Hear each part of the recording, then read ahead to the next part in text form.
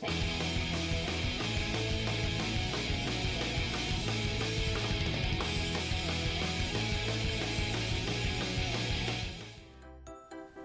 my name's Ian and I want to welcome you to another 5-minute family devotion here at Engadine and Heathcote Anglican Church. At 5-minute family devotions, we're going through God's big story, and we're looking at the story of the Bible and how God is working on each and every page of the Bible to bring us into a relationship with Him once more.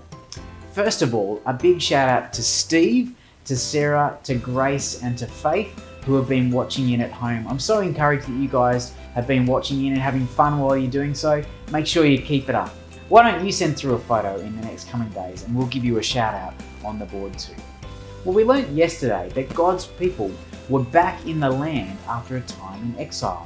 Things were looking up for them, but things weren't as good as they could be. The temple was being rebuilt, but God's people were still looking for the mighty king who would come and save them. Today we're going to learn about another man around that time. His name was Nehemiah. And today's story comes from Nehemiah chapter 1 and chapter 2. And so today as we go along, we're going to do a crossword as we listen in. So make sure you listen in to get the answers right. Well, unlike the people who were in the land, Nehemiah still remained in Babylon. He was the cupbearer to the king of Babylon. Okay, question number 1. What was the name of the man that we're looking at today? What was it? Well, the answer is Nehemiah. Did you get it?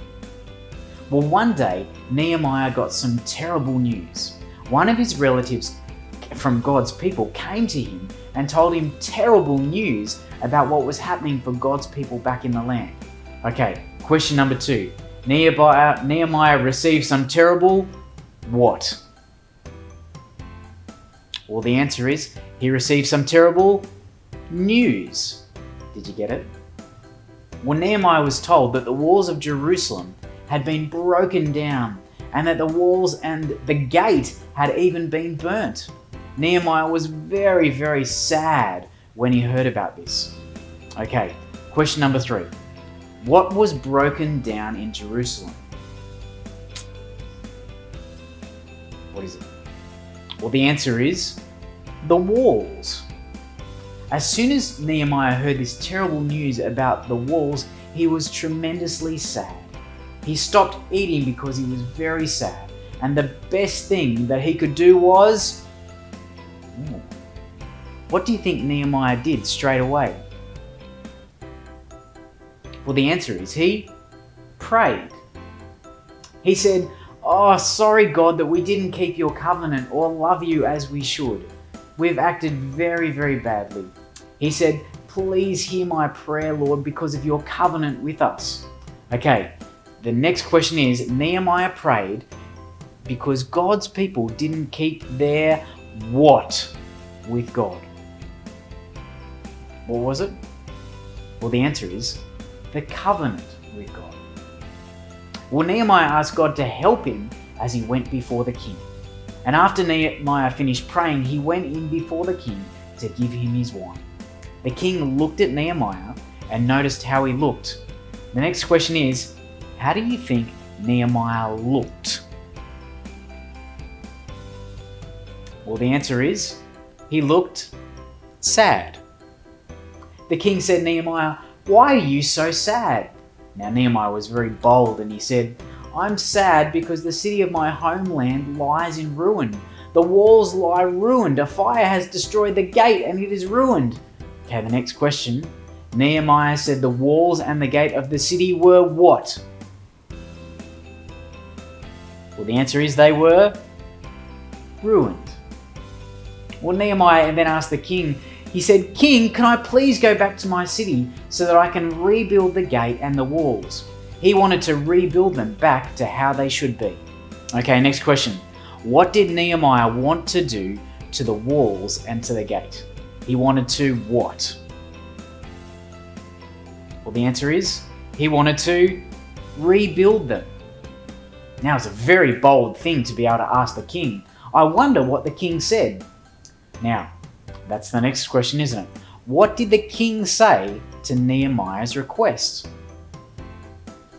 Well, the king said, Yes. And so off Nehemiah went. In fact, the king even helped Nehemiah by sending soldiers and horses with him to protect him. The king even helped Nehemiah by giving him letters to say that he was going on behalf of the king. The king even helped Nehemiah by giving him timber to help rebuild the walls and the gate. Well, that's the next question. What did the king do for Nehemiah? Him. What was it? Well, the answer is he helped him. Well done. Did you get all those words? Well, it was hard rebuilding the walls, and there was lots of opposition, but in the end, they were rebuilt. But in the end also, it happened because Nehemiah prayed to God and asked for his help. Nehemiah knew that God was big and powerful and that he would help. And so Nehemiah trusted that God would keep his promises to his people. Boys and girls, if you trust in Jesus, we know that God is always acting for our good. He is in control of everything, and he always answers our prayers when we talk to him. If we trust in Jesus, God has given us his Spirit, and so we can boldly ask God anything. He might not always answer us in the yes way that we want him to, but he will always answer us in the way that is for our best. So make sure that you keep trusting in him. Well, in a couple of seconds, a couple of questions are going to come up on the board. And as a family, I want to invite you to read, to think, and to pray. And pause the video as you do each one together as a family. Remember, also keep on sending your photos in, and we'll say g'day to you in the next video.